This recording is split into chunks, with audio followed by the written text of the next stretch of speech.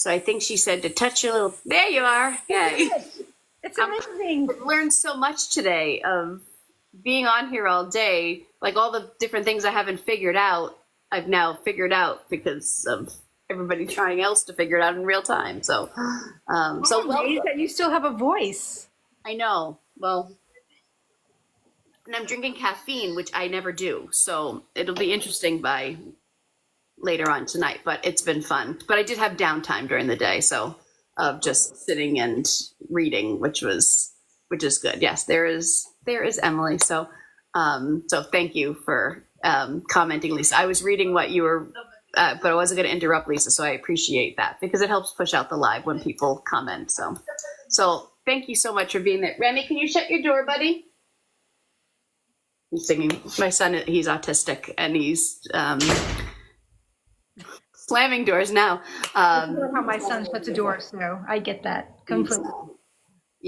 Being at school, he loves being at school, but he likes being off too. But he really wants to go to the playground. But we're going to go tomorrow instead. So welcome. And yes, I did go and make sure I got your book done before, which I will say is hard to do because it's not a straightforward. I don't want to say it's a complicated because that makes a negative, and it's not negative at all. But it is a lot. We'll put it that way to it. So if you want to first introduce yourself and tell what your most coming book is, or whatever books you want to talk about. But I read that one, so you could go from there. Yeah, sure. So my name is Emily, and I'm an author, I'm an editor, I'm a book coach and a writing teacher, and I cannot decide on a single genre to write in. So I like to write in lots of different genres. So I think you said yesterday that you read The Memory Thief, which is my very, very first book. Yeah, that was a while ago. Yeah, a long time ago. So I dragged it out of retirement. Oh, wow, there it is. Yeah, that was fun when you said it. I was like, wait, is there more than one? So I'm like typing. I'm like, nope, that's it. And it was a long time ago. But well, it's kind of wild. So this one, has more of like a romantic book club feel. Although there is a fantastical element, there's ghosts and like all of that good stuff. But it's set in our world, and there's another one that's in the same vein called The Dreamkeeper's Daughter, right? And then I started writing dystopian romantasy, and so I have a series which Lisa actually designed the covers of. There's one, The Sword, and then there's Siege, and then there's Storm, and then there's Shadows, which is a short story collection. And that series, which is my dystopian romantasy series, was the one that the final book in that series came out in February 2024. Okay. And then my next book, which is the one that you read, this is the cover for that one. I don't have the actual book to show you, but that's Fate and Fury, which Lisa also designed the cover of. So that's Fate and Fury, and that's the one that comes out in December. Which is awesome. Yes, it's coming, and I will explain how I read. Remy, can you close your door, honey? Remy, can you close your door? Thank you. He's a little confused because I never ask him to close his door, but his room is right off my reading room. So, it is on NetGalley and I don't know if you've been getting a good response for it. And it's funny because I did see that book. Because the cover, I'm a total judge a book by its cover type of person that draw me into books. But, and I had seen it on NetGalley and it caught my view. And then I had kept going on because I'm trying not to request things from NetGalley because I forget when I request something. And there are certain publishers that let them sit there for like ever, that they don't ever like address them. And then eventually they'll, expire.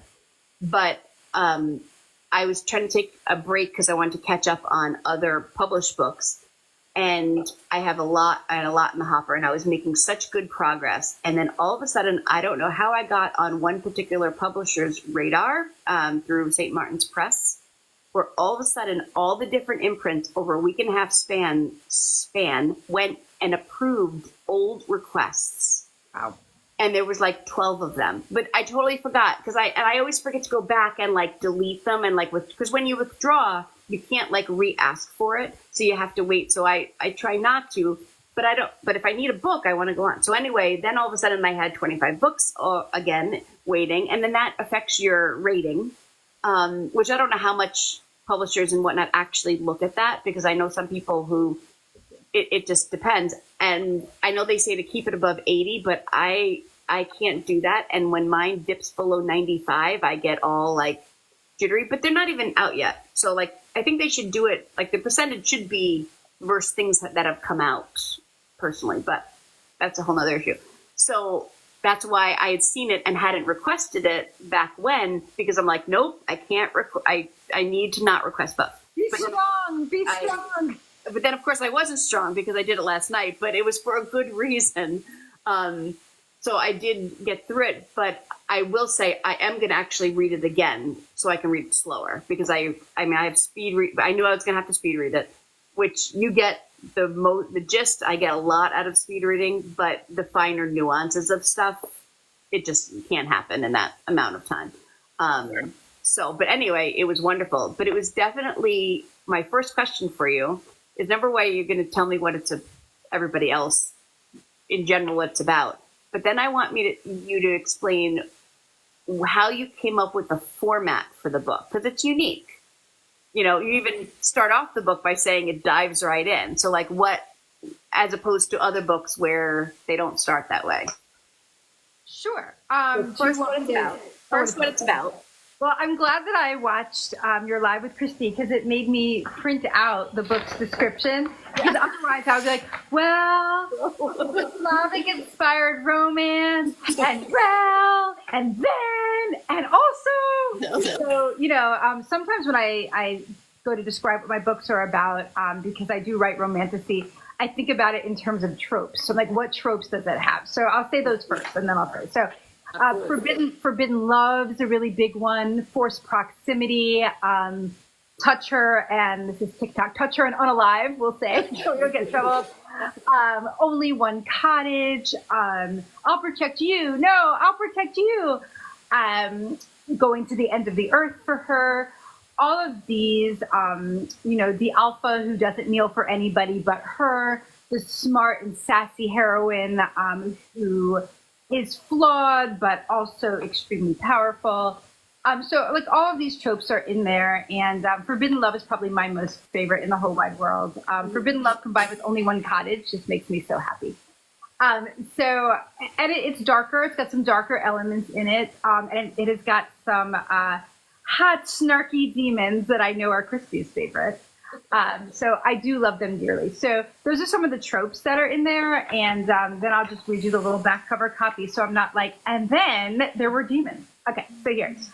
The tagline is "Break me like your promises," and this is the I never read the back because I just dove right in. So you had no time. You had no time. You're like the amazing reader. Okay, yeah. So "Break me like your promises," and you know, given that that's oh, thank you, Bonnie. Yeah, that's in the book. So it's a line that Katerina says, "Break me then, break me like your promises." So that's where it came from, right? So here we go. Katerina Ivanova is the most powerful dhimmi in Ariska. She uses her command over the four elements alongside Nico, her blood-bonded shadow, to guard the portals to the underworld and protect their realm from demonic invasion. When the two are recruited to compete to join Ariska's most elite force, no one suspects their secret. The bond they share goes beyond magic and enters taboo territory. Love between a dhimmi and her shadow isn't just a bad idea. It's been prophesied to set an ancient darkness loose upon the world. But some forces are too powerful to resist. And despite their best intentions, one night Nico and Katerina surrender to the undeniable pull between them, with devastating results. As they struggle to save Ariska from the forces they've unleashed, the last person they expect will risk anything to tear them apart, even make a deal with the devil. And the little sort of description of it is, walk the fine line between dire consequences and deadly desire in this Slavic-inspired romantasy perfect for fans of L.J. Andrews, Carissa Broadbent, and Sarah J. Maas. So that is it, and it is Slavic-inspired, so all through it, which is my personal heritage, which is why it's there, so all through it you're going to have some threading of Slavic mythology. You're going to have Slavic place names, Slavic food, Slavic setting, and it was so much fun to thread that through. And my early feedback with readers is that that feels different to them and that feels interesting, and that it adds a layering to it that adds depth and makes it feel a little bit different. So that is what it's about. It is darker, dark fantasy, and the forbidden love trope and the forced proximity and the only one cottage and the touch her and unalive and all of that is really strong in it. So I don't know, you just read it. Does that sound like it to you, Chris? Yes, absolutely it does. And it's funny because one of my questions was going to be why or where did the Slavic influence come from? Because it definitely is throughout, which was great. I'm not Slavic myself. However, I do have extended family that are all in that part of the world. So it was nice to see those, that kind of represented and whatnot. So you kind of answered that it comes from your heritage. So it was. That's why it's in there. And what I did do, this is one reason why I think ARC readers or early readers, if people aren't familiar with the term, are so important. I had wonderful beta readers. Lisa was one, Christy was one. Our good friend Angela was another. I had Sarah, Anderson, Vivian, some wonderful beta readers.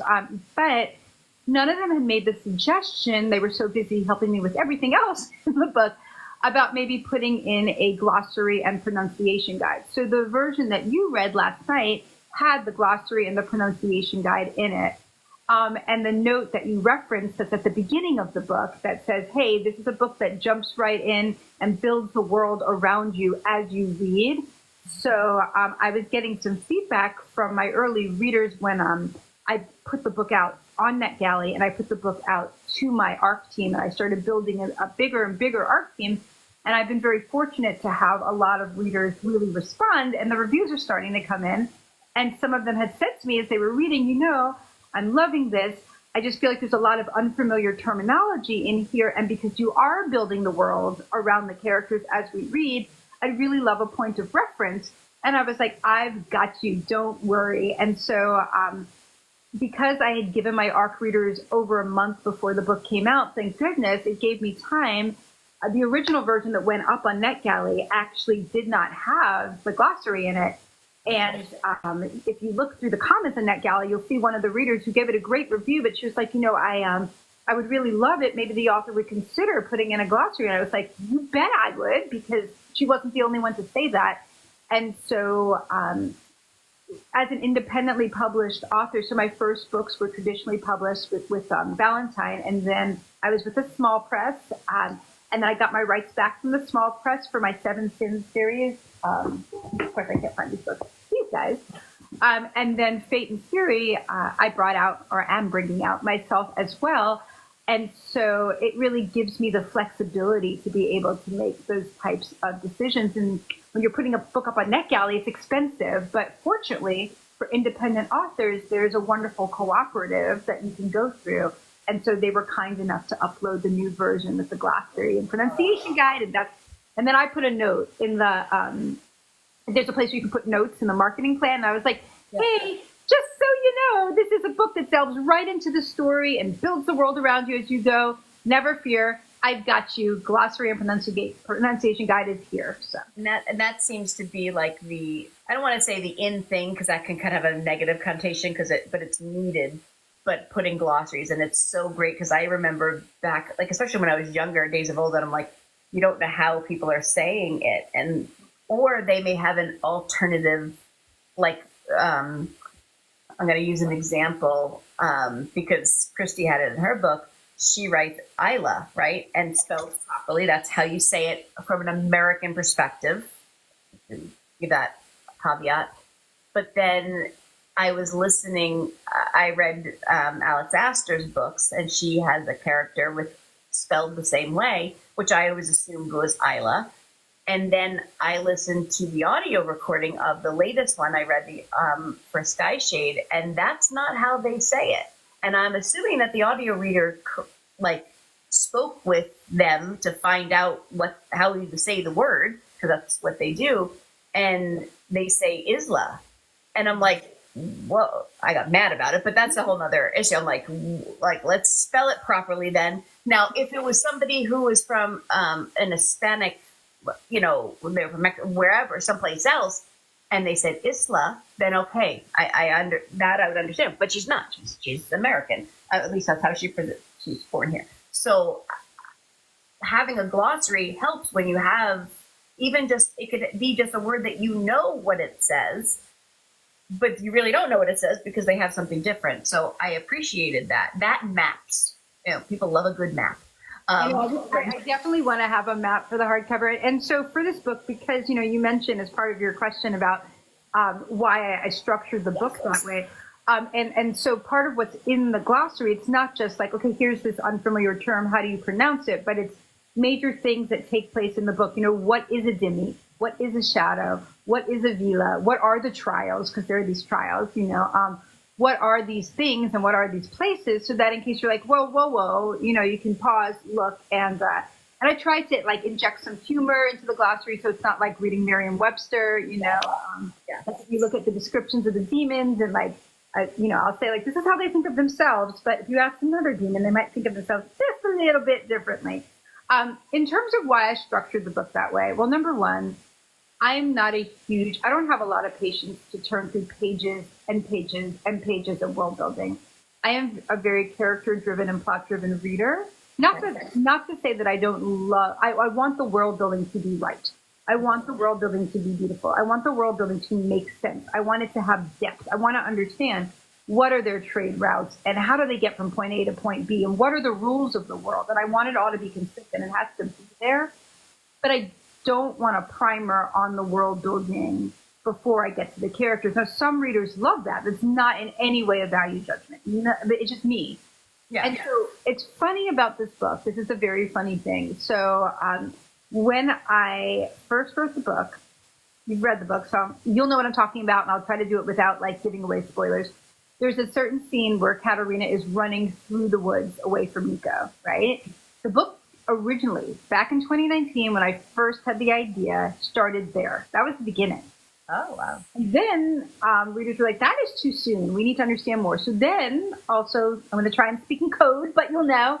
Then the book actually started after they had left Kizzy Island, which now you would know as Rivki Island, because it might still be Kizzy what you had. I had to change it because people were like, there's too many K names.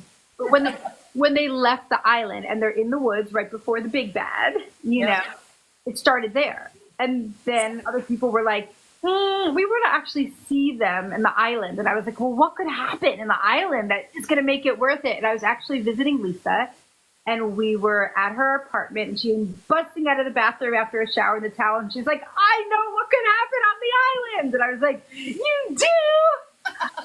And she did. She was like, what if there were trials? And I was like, oh, what if there were trials? And then I had this whole, like, how could I build it around the trials, And then I said it in the trials, and somebody else was like, these trials are really cool, but I want to know, what is it like before they get here for the trials? What is it like in the village they left behind? And I was like, oh, for the love of Peter. Okay, fine. Like 5 books by now.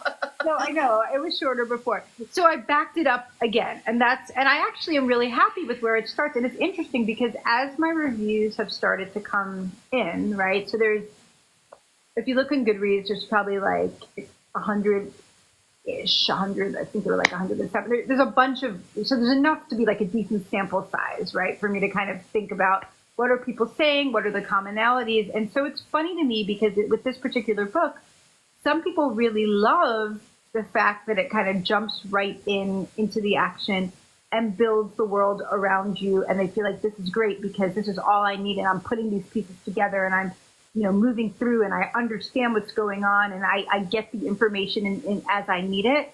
Yeah. And then some people are like, I don't understand. I am completely lost. This is very confusing. And it's funny to me because I didn't consciously think, and I understand that, like completely, of course, entitled to that viewpoint, but I didn't think about the fact that I was dumping people right into the middle of the world.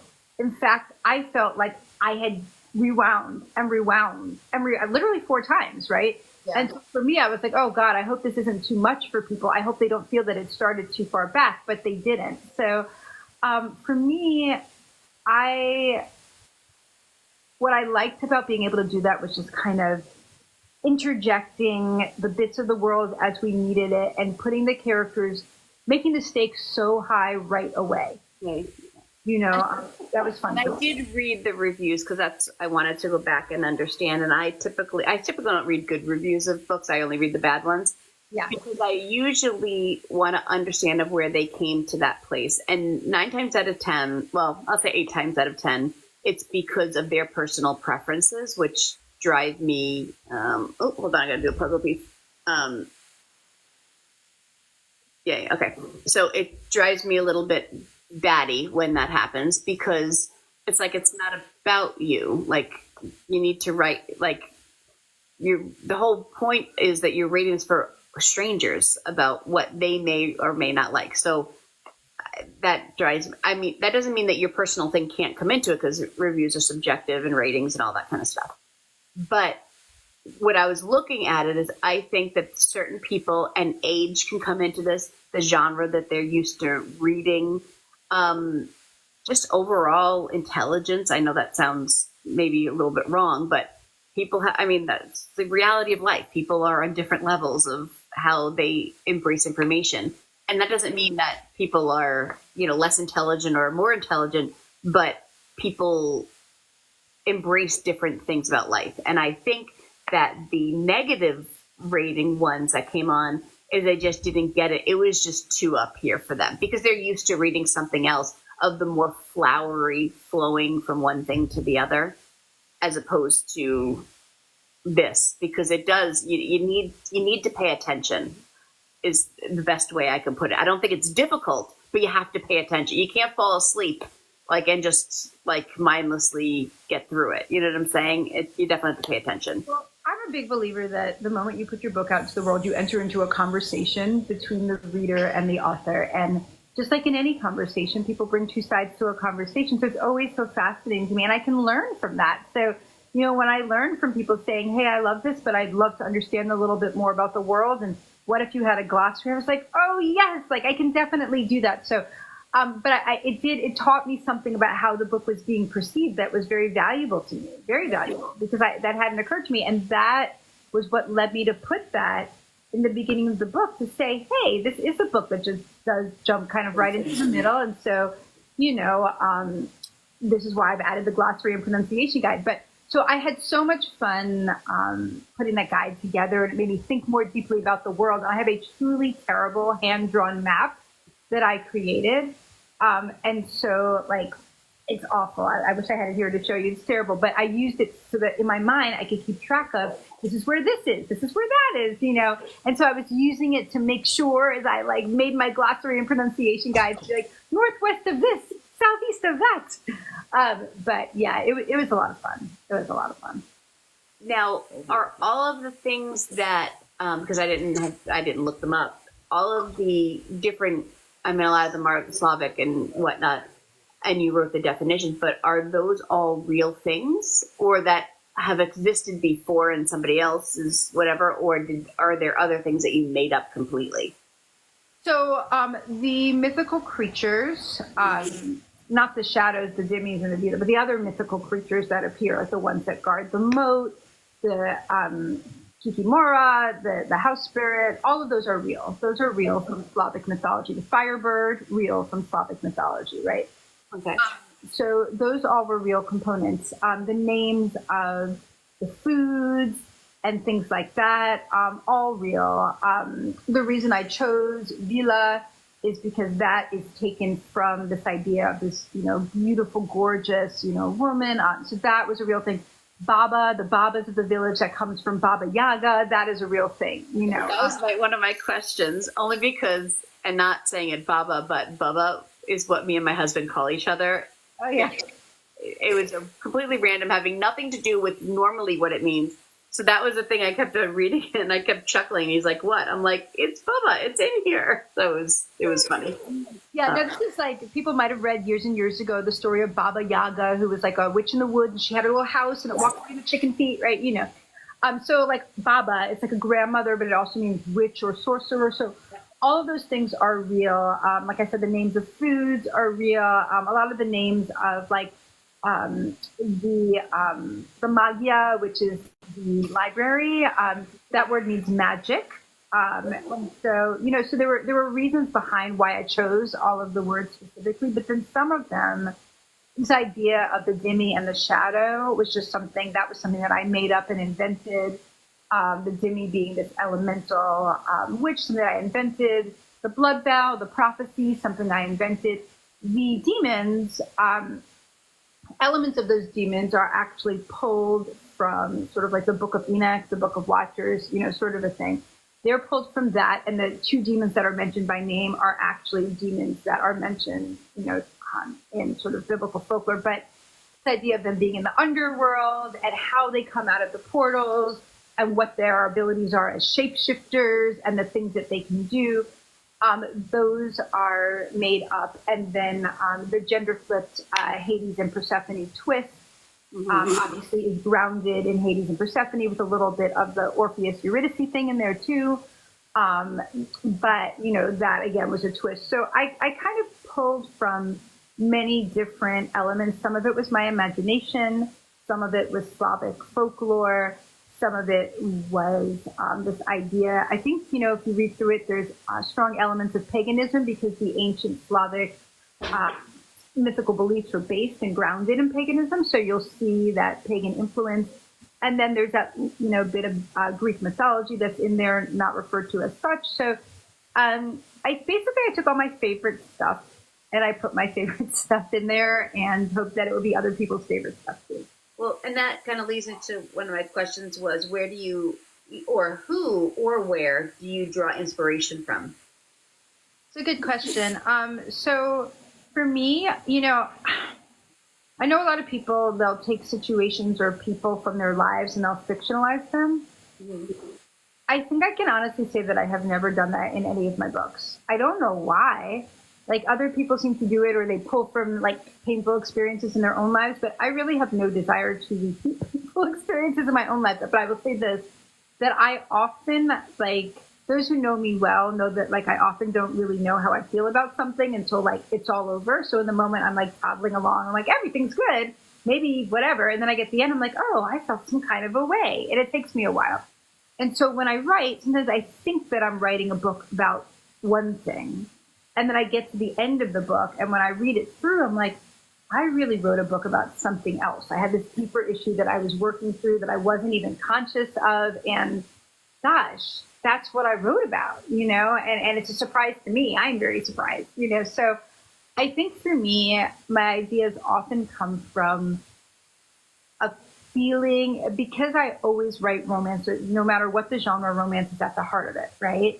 And so it's like the feeling between the two characters. So when I started this book, I had this vision of this red-haired, basically witch, running through this darkened forest, and I could see the moon shining overhead, and I could see the pines so dark that they were blue-black, and I could see her racing through this apple orchard, and I could see the skeletal limbs of the apple trees, just reaching towards the sky, and I could see like the star-pricked sky. I could see all this, and I could see her running, and her hair and her skin. Those are the only things we could see. And I knew in my heart that she was running from the fact that she had done something she never should have done because of passion and desire that she felt. And that if she did not get away, something terrible was going to transpire, right? That was the feeling that I had. And then I kind of went back, well, what would have made her feel so strongly? And I worked backward, and the world just kind of grew around it. And Katerina and Nico were always at the heart of it. And so, I'm always character first, plot later. And I hear sometimes I'll have like one or two lines from a given character and be like, oh yeah, that feeling, those lines, that's it. But then I have another book that's coming out on Valentine's Day called Cursed in Love.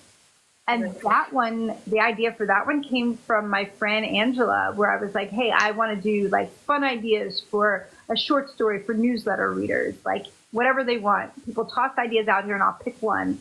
And so she said, well, what if you wrote about a modern day Cassandra, like a woman who was like doomed to see the future, but no one ever believed the word she said. And yet, she fell in love with a guy and knew that he was cursed to die on their wedding day. But no matter how many times she tried to persuade him, he wouldn't back off. And I was like, I love it. And that wound up getting picked up, commissioned as serialized fiction. And it's kind of like, it's sort of like, it's funny and it's steamy, and it's small town, but it's also paranormal. And I just got the rights back to that in the end of November. So I'm bringing that out in February. But that was very different because that was an idea that came from a reader. And I was like, I love your idea so much. And it became like an entire book. So, well, that's awesome. Yeah. So you never know. Let me see the time. Okay, I'm trying to think of, like, I was zeroing on the questions because I have a whole list in front of me of things. Of course you did. Is what, because you've had the experience now without, I know you can only say so much, but you've had the experience of being with the trad publisher and then also now doing it yourself. Are there things that, like, you liked about there that is more tough here, or vice versa? Like, do you like one over the other, or they're just two completely different entities and they just came at the right time of your life? Like, whatever it might be. Is there, can you kind of compare it, or are they harder? I can compare it. Yeah. So my first two books, for people who are kind of tuning in later. So this was my very first book. This is The Memory Thief. And, you know, this book, I kind of wrote it on a dare to myself. Like, can I do this? And if I cannot get it done in time, if I can't do it, then, you know, I'm just going to walk away from the stream of writing, you know. And I was fortunate to get an agent and fortunate for it to be published. And something about that book, I think, hit at the right time. So that book was a Target Emerging Authors pick. It was a New York Times bestseller. It was a USA Today bestseller. It did really well, right? And then it's kind of like what Christy was talking about. You know, in the traditional publishing industry, God love them, you're only as good as the sales of your last book. And so they opened doors for me with that book that I could never have opened for myself. Sure, the book would have been available for Target to order from Ingram, which is a distributor, but Penguin Random House has sales representatives that walk into Target and are like, these are the books on our list. You know, as an independently publishing author, you do not have that sway. You don't have the push to approach Good Morning America. You don't have the push a lot of the time to get reviewed in Publishers Weekly unless you're choosing to take a different route. They have a special route for Indies Library Journal. Kirkus lets you, again, take a different route. So one of the biggest advantages of being traditionally published, in my mind, was the marketing muscle that they can put behind you. Now, traditional publishing, of course, like any business, they have to pick and choose which of the books on their list they put that marketing muscle behind. I was very fortunate that my first book, for whatever reason, they put that muscle behind. And it was a real gift to me. It was tremendous. It was wonderful. I couldn't have asked for anything more. It was a fantastic experience. Now, my second book, which I loved, and I got to travel to Barbados to do research for and all of this different stuff, did not do nearly as well as the first book. It just didn't, for whatever reason. I think, I mean, I could speculate why, but it didn't, right? And so because of that, yeah, they still wanted to kind of look at my next book to see if they wanted to take it on, but ultimately they didn't want to take it on. And that, I think, is one of the hardest things that you're dealing with traditional publishing, because I'm still the same author as I was then, but it just didn't hit. And I don't blame them. Publishing is where the art of storytelling meets the road of business. It's where the rubber meets the road. And so I don't begrudge them one little tiny bit. I understand it. It didn't make it easier for me, but I understand it. I wasn't like, no, you should do this. No, they shouldn't. They need to do what they need to do for their bottom line, right? So that was hard, but I got it. And so then my experience after that was being published with this series, right, with a small press.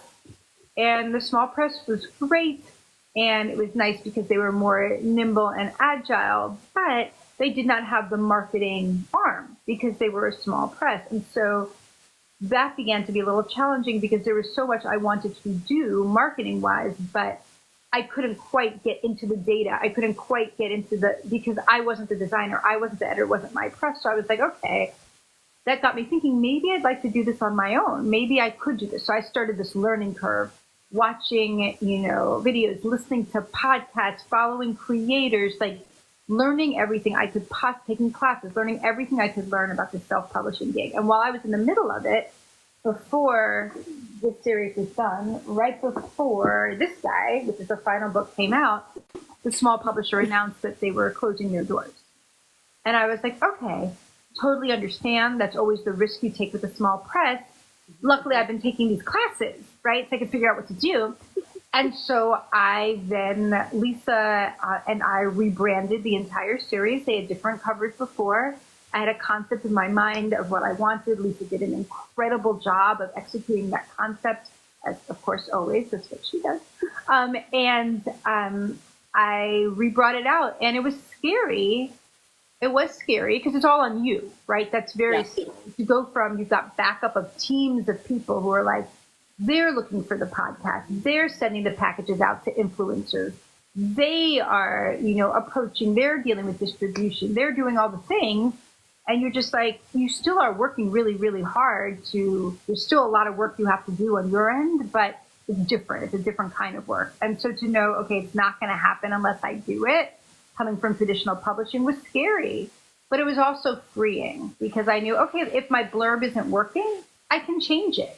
If my cover isn't working, I can change it. And one of my favorite things is that it gave me the opportunity to develop such an immediate and direct relationship with readers, building my Facebook group, which I hadn't done before, building my art team, building my street team, going back and forth in conversation.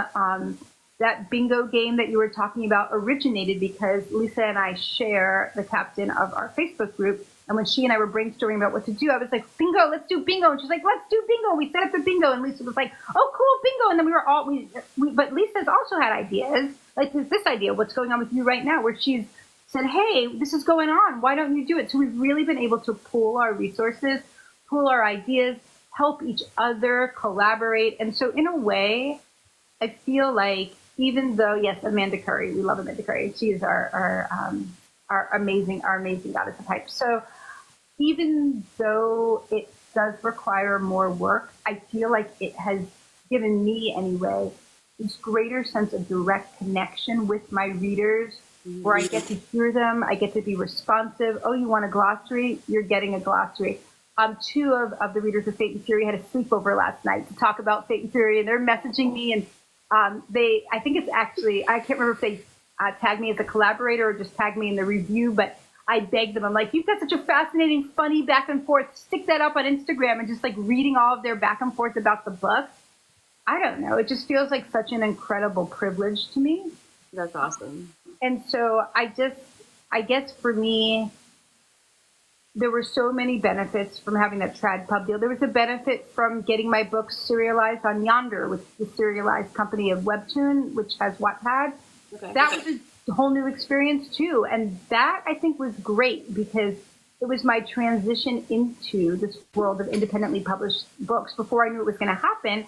And because the books would go up 3 chapters a week, people could comment on them in real time. And I was responding to the comments in real time. So from traditionally published to small press publishing to that serialized publishing and now to this, I really think it's just given me a good perspective. It's kind of taught me what to be thankful for. And yeah, I just feel like I've learned a lot.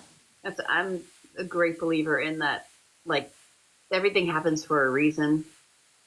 And you may not know what the reason is, and you may not like the reason, but it's still a reason.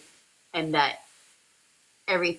things may come to at different times of life that you may, it may be really bummed, like, okay, I'm no longer with the publisher, let's say. Well, then that led me to this, which led me to this, that kind of thing. It's kind of like being married. Like I was married before my husband. Well, if I was never married to him, I never would have met my husband, like that kind of thing. And I wouldn't have my kid, just how everything works out. So that's the way I kind of view it. So now, this is something I did not ask Christy. How do you like to write? What does your space look like? You need to have music on because you have to be influenced, or do you want the quiet and you're sitting there? Are you handwriting thing? Like, what does that look like to you when you're sitting down to write something? So each of my books has a playlist. Mm-hmm. Further up in this thread, Lisa was joking about like the cup of poison because when she was trying to get me to like deepen one of my characters, she kept singing me cup of poison. But Yeah, so each of my books has a playlist, and I feel like I think this came from when I first began writing. When I was writing my second book, I didn't have a lot of time. I would drop my kid off at preschool, and then I would go to work, and I had like 20 minutes like in between. That's all I had, and I needed to write in like 20 minutes at a shot, right? And so I needed something that was going to drop me very directly into that world. And so I found music, and I'm a musician by nature. I spent the first 20 years of my life very intensely playing music. And so I think because of this, like music is it's not a distraction to me. It just is part of it's very physical to me. I feel it, I hear it, and it's very emotional to me. And so it became a wonderful tool for me if I couldn't get into what a particular character was thinking or feeling, it could drop me right into it, just like that. So I write to music. I write with my earbuds in. I have a 12-month-old lab puppy who is just a chaos goblin. And she makes it very difficult to write at home. So often what I'll do is I'll grab my earbuds and I'll go off to a coffee shop and write. Or if it's raining, I'll sit on my front porch in a porch swing and write. I spent many years working in a creative youth development program that we served youth in need through the arts and every sort of artistic discipline that you could think of. And so we were now in a beautiful space. I'm not there anymore. The space is now gorgeous, but we began in an old church and the walls were very thin. And I had to write grants. That was part of my job, the grant writing, which is you have to pay attention, right? And like if you don't get the grants, you're kind of in big trouble because the organization will fold. Yep. Yet on the other side of the very thin wall for me was African drumming and the teacher yelling, "I like brownies and cold ice cream." And the kids would be like, boom, boom, boom, boom, boom, boom. And it was so loud. And the kids are like thundering up and down the stairs. And then one of them is popping and spinning on a stool around me and going, "Miss Emily, Miss Emily." And so I needed to be able to come in and out and in and out and in and out very quickly and to be able to concentrate on what was going on around me, put it aside at any given point and delve right back in and be able to concentrate completely when I delve right back in. And so because of that, if I have my earbuds in and my music on, it doesn't matter what is happening. The wall could be falling, the sky could be breaking, the dog could be leaping over my head. It really doesn't matter. And I think it really truly comes from that. That being said, I do really love to find like a cozy nook to write in. Mm-hmm. That's my favorite, where it's like I'm like snuggled into the corner and I've got my blanket and I've got my laptop and I've got my earbuds in and I've got my coffee over here. It doesn't matter so much where that is. You see Lisa's comment, see it's just super fun. It's like an adaptation or something. It's like an adaptive behavior because I had no choice. But yeah, so, and for me, like, I'm such a mood writer. Like you talked about being a mood reader. I'm a mood writer. So I don't write my books in order from A to Z because I'm just easily bored. So what I do is I outline. And when I outline like that, that gives me the ability to skip around in the outline. So if I am bored, instead of being like, "I'm bored, this is horrible," I can be like, "All right, I'm bored, but I'm going to write, the steamy scene now or the action scene or the sad scene that I've been so excited about." And I can come back and do the other stuff later. So for me, I know it would probably drive a lot of people batty to not write from A to Z. And I can do it. I had to do it for that serialized fiction where I was delivering this and then this. But it's not my preferred method, and it keeps me focused and engaged in this. It probably also saves off like writer's block, too, because you're going on. It's funny because my husband, I was putting together questions and I had asked him, and his question was, like when you get like really in the zone and like where like your thoughts out, this may be because she said, obviously, Lisa said that you're a really fast typer, so this may not affect you. But sometimes when you can't get things out in time and they're happening real time, do you ever have a thing where you're like going and you're going so fast and you have so many ideas in your brain that you miss stuff because you can't get it down on paper fast enough? Or so sometimes I dictate, like if I'll dictate into the notes app on my phone if I don't want to forget about this. Oh yeah, poor Christy was subjected to my process. We're writing a series together. She was subjected to my process. But anyways, that's a whole other fun story, which you can ask us questions about that too. Christy can answer in the comments too. But yeah, so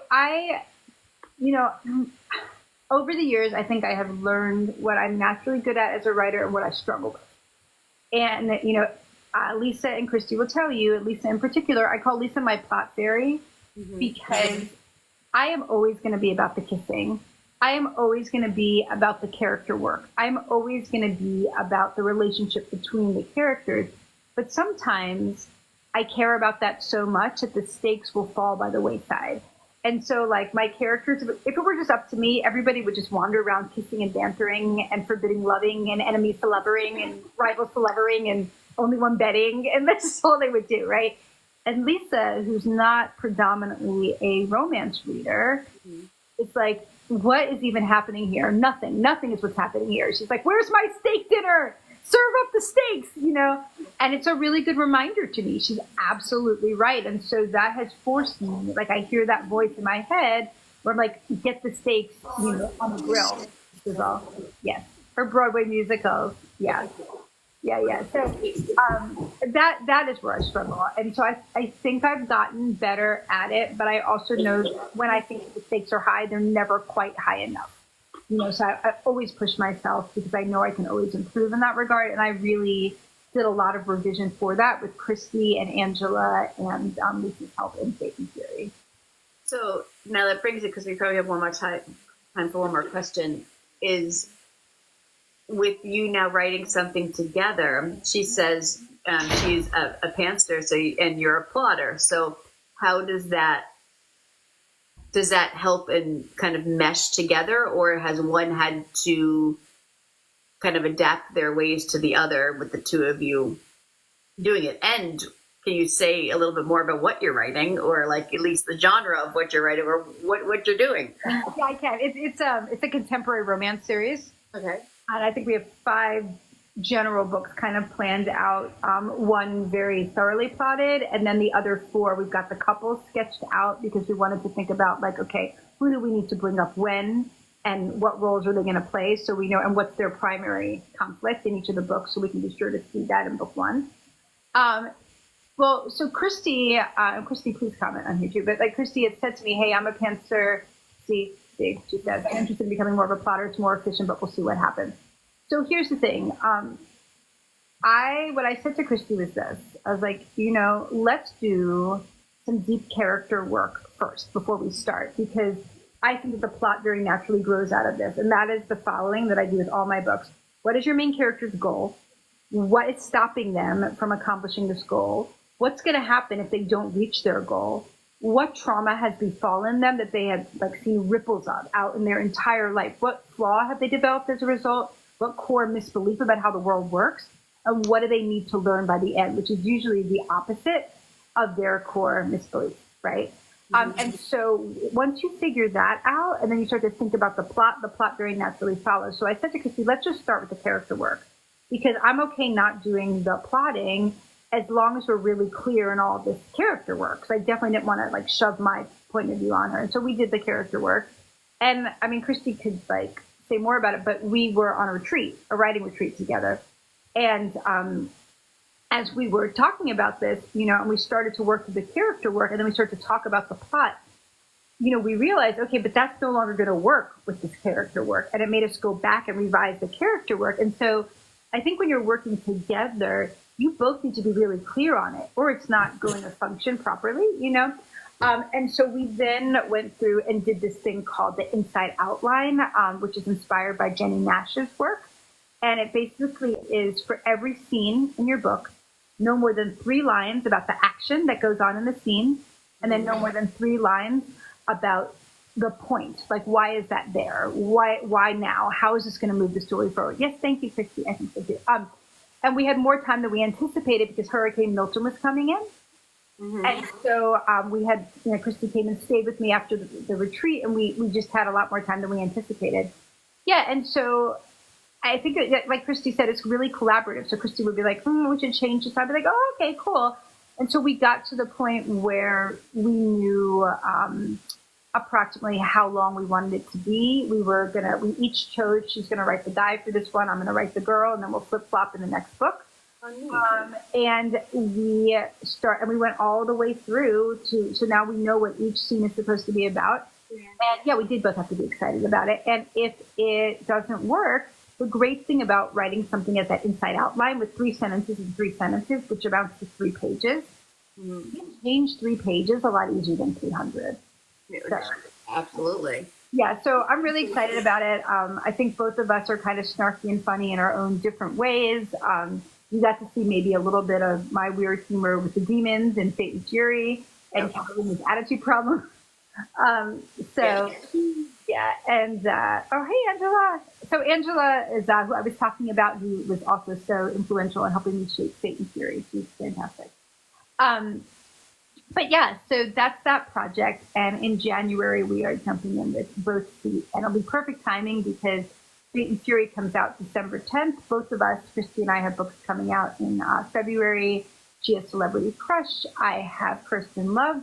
Oh, yeah, Kirsten Love. Yeah, that's kind of why I decided to do this, because Kirsten Love is basically a rom-com. It's like a darkly funny, like paranormal rom-com with lots of kissing. So yeah, I think I'm looking forward to it. I think we're gonna have so much fun together. Oh, right. Is he in there? No, I didn't realize my son went and decided to take a bath. He's been doing that. He wants to swim. Oh, thank you. I didn't see who gave that to me. Thank you, Bonnie. I really appreciate that. What you said to Emily. That's awesome. That just totally lost my train of thought because that was this really pretty window. I know what I was going to say is, do you live near each other, or are you going to be doing this over FaceTime or in person, or when you with? Yeah, so Christy lives in Florida. I live in North Carolina, so we're not near each other. But in college, I did an internship at the Dolphin Research Center in the Florida Keys, which is an amazing place. And part of the story, a big part of the story, is set there. And we're fictionalizing it and putting it somewhere else, but in a place that is like that. And so we decided the next time that we're going to get together to write is going to require a field trip to the Dolphin Research Center, so that we can experience it like through the eyes of what we want to have happen in the story. And so I think it does work really well. Like when we get together for retreats, we do work, we do focus, and we do fun things too, but yeah. Christy is very good at focusing and keeping us on task and saying, like, I really want to focus. Let's really sit down. And I think when we do that, like, we really get lost in it and have good energy. And so I think that's, I mean, we'll have to see what happens, but I would love to be able to do sort of like a interplay of both working on our own, as we sort of start moving together, and then, getting together and really hashing stuff out. And I think for sure, before starting each new project, we have to have an in-person retreat. Well, that's awesome. And you say, I just totally lost because I saw what Angela was saying, that your books are addicting, and see, I'm like a squirrel and went, woo, what are you talking about? Couldn't have been that important, but I was going to say, I guess it didn't matter. We're talking about the Dolphin Research Center. We're talking about getting together and writing books, and me and Christy. Yeah, no, it totally left me, but that's okay. I know. Earlier, Lisa had said we're almost like our own publishing company because, like, you do this, you did the cover, all that kind of stuff, but you have so many women around you. You may have think about maybe you can offer that of being it like an independent. I mean, I know a lot of them are popping up, but that's how they're starting. Is women getting together and doing it as they learn the process, then doing them on a smaller scale, but. We did, I don't know if I pulled it out here. Oh, I did. So we did do this together, which is Unbound. That was 5 of us from this group. And that's before we met Christy. But Angela has a story in here. Lisa did the cover along with our friend Angela Sierra. And there were several of us. We called ourselves the Fellowship of the 5. And we did this short story collection during the pandemic. And it was a really wonderful experience. Yeah, so, I think it does we were talking about this the other day. Angela had shared a TikTok or something like that was about how a woman saying that none of her friends were sidekicks. And we kind of adapted it to our group. We have a Facebook group that we all chat in every day, like a messenger chat. Mm-hmm. And, when we saw that, we're like, that's maybe what's so great about this group. It's, women who are lifting each other up, celebrating each other's wins, being there for each other when things are good, when things are not so good. Some of us are better at plotting. Some of us are better at marketing. Some of us are better at designing or editing or thinking through like tricky plot points or whatever it is. And we are just all there to help each other, which is just my favorite part of it.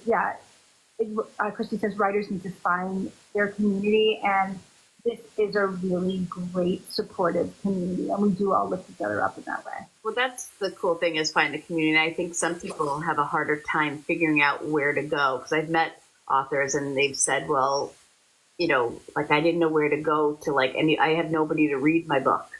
So like they just put it out there instead. And now they had to kind of take it back a little bit, but it's like they're out there. It's just finding it. So it's almost like I wish there was a collaborative of like, meaning like officially a company where it's kind of like that, but then grouping people together that would work well together, just to give them. Yeah, well, I will say, so my friend Julie Arts runs a free service called CP, Critique Partner Meet Cute, where she matches people up like that, which is really great. And, I'm looking at the time. We have 4 minutes, but I'll just say this very quickly. So Lisa says she'll talk more about how we met Christy, but just how Lisa and I met, which is kind of where this all sort of originated. We were both part of a writer mentor program called Pitch Wars, which no longer exists, but existed for a decade. And it was about writers who were just really talented, who were looking for, someone who was writing or editing in their field to kind of take their manuscript the extra level through a mentorship process to get them agent ready. Mm-hmm. And Lisa was a Pitch Wars mentor, and I applied to become a Pitch Wars mentor, looking for that sense of community, thinking I'd love writers who want to give back in that way. But I also hadn't gone through an MFA program. And because my first book did do so well, I mean, lucky me, but also I didn't come up through the ranks. And so I didn't have any kind of community, and I didn't have an academic community. I wasn't a creative writing major. And so I was like, how do I find my community? What do I do? And so I thought, well, maybe the side effect of joining Pitch Wars and helping other writers will be finding this community. And it was. I met Lisa, and from that, all of these other relationships kind of came together, which Lisa can talk more about because I know we don't have time now. But it was, I think that applying to become a Pitch Wars mentor was one of the best choices that I ever made, because it connected me to that community that I was so hungry for. That's awesome. Well, we say, as far as time, I plan on, as people coming in, and like, because I can see numbers going up and down, and you can't trust the number at the top because there's a bunch of people that are here at the same time. Like, that doesn't match that number. So like, I don't believe those numbers. So a lot of people have come in and out and listening because people want to hear about that stuff. So I've actually thought about whether it be once a month I don't like to do more than 2 like guests at a time, maybe 3 in a very controlled setting, because when people are talking, then you can't hear the other person and it gets way too chaotic for my liking. That doesn't mean that it's not, other people thrive on that. But it's to have like interviews like this, where it's just like a conversation where it might be a couple of people to talk about those things, because other people want to hear it and they may not know how to access it. So maybe in the future we could do something like that, of talking a little bit further about kind of the process and with other people, because you guys are a good example of how it's people working together very well, and how you guys have all, helped each other up in some way, and you're all at you're at different stages, not necessarily higher or lower, that kind of stuff, but different journeys that you're taking depending on which way you're going with your publishing. So, but you all still can be together, so which is really nice.